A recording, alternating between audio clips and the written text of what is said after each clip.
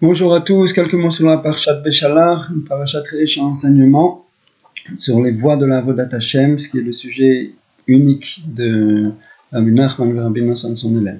On voit ici que quand les Juifs sont arrivés à la mer, et ils ont vu que les Égyptiens arrivaient derrière eux dans un grand déploiement de force, tout de suite ils ont crié à Hashem. Vayit'aku bnei Yisrael el Hashem. Il nous dit Rabbi Nosson que ça c'est un yesod, c'est une base, c'est quelque chose, un réflexe fondamental du juif qui est profondément ancré et pas pour rien. Pourquoi ? Il dit comme ça, toutes les souffrances, toutes les difficultés des exils des juifs, que ce soit au niveau général ou au niveau individuel, elles viennent d'un manque de da'at. Qu'est-ce que c'est da'at ? Petit à petit on comprend ce que c'est da'at quand on étudie les livres de Rabbeinu. Da'at c'est l'essentiel de l'homme. On peut dire, pour simplifier les choses, discernement, la compréhension juste de tout ce qui se passe, la compréhension du cadre dans lequel les choses se passent. C'est connu que le Yetzer Hara, c'est un expert dans le fait de nous tromper. Il y a écrit dans le livre que jusqu'à ce qu'on comprenne qu'on est en prise avec lui, qu'il essaye de nous tromper, qu'il essaye de nous faire tomber, on a déjà perdu. Parce que lui, il est expert dans le fait de créer un cadre où on va être bluffé. On va pas comprendre ce qui se passe, on va comprendre trop tard. Ça veut dire que la façon dont on attrape les choses, la façon dont on conçoit les choses, dont on perçoit les choses, dont on comprend ce qui se passe dans notre vie, où j'en suis, où je vais, etc., elle est faussée par le Yetzer Hara. Ça s'appelle un manque de da'at, un manque de discernement, un manque de compréhension juste des choses. Et ça, c'est le mal dont on souffre. Si quelqu'un avait une vision juste de tout ce qui se passe à chaque instant, et il voyait, je vois que ma réussite dans la vie, en fait, c'est une épreuve pour moi, je vois que cette chose-là, c'est en réalité, c'est une bonne chose pour moi, même si elle a l'air de me réduire un peu ma marge de manœuvre, etc., etc. Alors, il n'aurait aucun problème à faire toujours les bons choix, à tenir bon quand il faut tenir bon, à se dépêcher d'avancer quand il a une opportunité, à faire attention quand il y a des épreuves devant lui sur le chemin, etc., etc. Toute la difficulté, c'est qu'on ne sait pas ce qui se passe. Ça s'appelle un manque de date. Il nous dit, Rabbi Nosson, c'est une Torah explicite dans l'écoute morale de Rabbi Nachman, que comment on fait pour obtenir le discernement un peu plus élevé que celui qu'on a aujourd'hui, ça veut dire d'engendrer des mochines, d'engendrer des capacités de discernement nouvelles. On fait ça en criant à Hachem. Hachem, je suis dans les ténèbres, aide-moi à voir ta lumière, aide-moi à savoir dans quelle direction je dois avancer. Il y a tellement de chemins devant moi, un chemin a l'air tellement évident, mais j'ai quand même des doutes.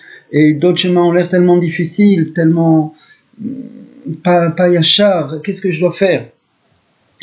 Crie à Hachem, Hachem aide-moi, Hachem ouvre-moi la mer. Hachem, je vois les ennemis arriver de toutes parts, je ne sais pas où aller, le désert, la mer, parfois il n'y a même aucune option, je vois aucune option. Quand il n'y a aucune option, c'est presque plus facile, parce qu'on ne peut que crier à Hachem. Quand il y a beaucoup d'options, alors notre manque de discernement, il nous dit, bon, débrouille-toi, choisis, et réfléchis avec tes capacités, ton expérience, l'expérience des autres, décide. Non, toujours il faut crier à Hachem. Si je suis dans une situation où les choses ne sont pas claires pour moi, et si je deviens un peu plus malin, je vais comprendre que même quand j'ai l'impression que c'est clair, souvent c'est pas clair en réalité, je ne sais pas ce qui est en train de se passer dans ma vie. Au niveau spirituel, qui est l'essentiel de notre existence. Et alors je lève les yeux vers Hachem et je crie que Hachem m'aide à avancer dans la bonne direction, à faire la bonne chose, même si parfois ça paraît fou. Entrer dans la mer quand la mer est fermée et que la nuit arrive sur moi, et il est beaucoup plus puissant que moi, a priori c'est pas la bonne chose à faire, car comme ça c'est dit. On voit autre chose dans ce passage, c'est que le discernement, on l'obtient à travers Moshe. Les Juifs ils ont crié, et après ils sont venus se plaindre à Moshe, pourquoi tu nous as sortis d'Égypte pour qu'on meure ici, etc., etc. Moshe leur a dit, calmez-vous, c'est ce dont Hachem a parlé. Maintenant, vous n'avez plus rien à faire, vous n'avez qu'à attendre la Yeshua d'Hachem.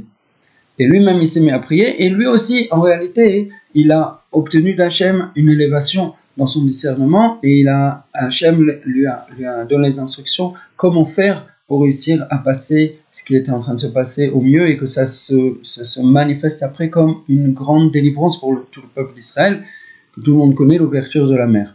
Donc, Mais pour ce qui nous concerne, nous, les Bnei Israël, ce qu'on voit, c'est qu'à travers Moshe, on reçoit ce nouveau discernement. Moshe nous enseigne quelle est l'étape à venir. Et pour chacun de nous. Et Moshe, il a écrit dans l'Écoute Moral que dans chaque génération, il y a un aspect de Moshe. Il y a quelque chose qui correspond à Moshe et duquel on peut obtenir cette élévation dans notre discernement, duquel on doit l'obtenir. Et ça s'appelle s'attacher au tzaddik de la génération. Le tzaddik de notre génération, c'est Rabbi Nachman de Breslev et ses enseignements qui perdurent jusqu'à la venue du Mashiach. Donc nous, on doit obtenir de ces enseignements, les intégrer suffisamment pour réussir à toujours se tourner vers Hachem et recevoir cette élévation, ces mochil chadashim, les faire naître en nous. C'est pour ça qu'il faut crier comme à chaque naissance, il faut qu'il y ait des cris. Et pourquoi ? Parce qu'on arrive, on n'a plus de force, on peut plus. Notre da'at à nous, il est arrivé à sa limite. On comprend que je m'en sors pas tout seul. Et comme j'ai dit tout à l'heure, plus on est malin, plus on comprend ça tôt, même quand a priori on aurait pensé que pour l'instant je m'en sors encore à peu près bien. Dans tous les cas, le sujet du tzaddik, c'est le principal sujet dans lequel il nous faut plus de discernement. C'est pour ça que c'est un sujet très difficile. Même dans le monde de la Torah, dans le monde des religieux, les gens, il y a déjà une grande partie du monde religieux, du monde de la Torah, qui a des grands doutes au sujet de l'attachement au tzaddik. Pourquoi ? Alors, ils disent, bon, il y a eu des gens qui sont attachés à des tzaddikim, ou des gens qui pensaient être des tzaddikim, et ils ont eu des problèmes, et on les a trompés, et ce tzaddik, ce n'était pas un vrai tzaddik, etc., etc. Et ça a été parfois la catastrophe. C'est juste, c'est un fait, ce sont des faits. Mais c'est pas pour ça que tout le concept il est faux. Regardez dans la Torah, Moshe Rabbeinu, Yoshua ben Nun, David HaMelech, Shlomo HaMelech, on a toujours eu des leaders, et dans chaque génération, on en a. Maintenant, admettons qu'on accepte l'idée même que l'avancée spirituelle, elle est liée dans la structure du Ham Israël, où un tzaddik aide le Ham Israël à avancer. Dans quel tzaddik ? Il y a beaucoup de tzaddikim dans la génération. Le mamash kulam tzaddikim. Ils sont tous des vrais tzaddikim. Lequel peut nous aider vraiment ? Lequel nous aide vraiment ? Lequel nous donne de la yirat shamayim, de la motivation pour étudier la Torah, de la motivation pour s'approcher d'Hachem ? Celui qui nous fait sentir que ça va, c'est très bien, ce que tu fais, essaye d'avancer des petits pas, ça suffit. Non, je sais que le tzaddik, il doit me donner la soif, l'envie d'avancer. Pas toujours vite, d'avancer intelligemment, mais d'avancer vraiment, de changer.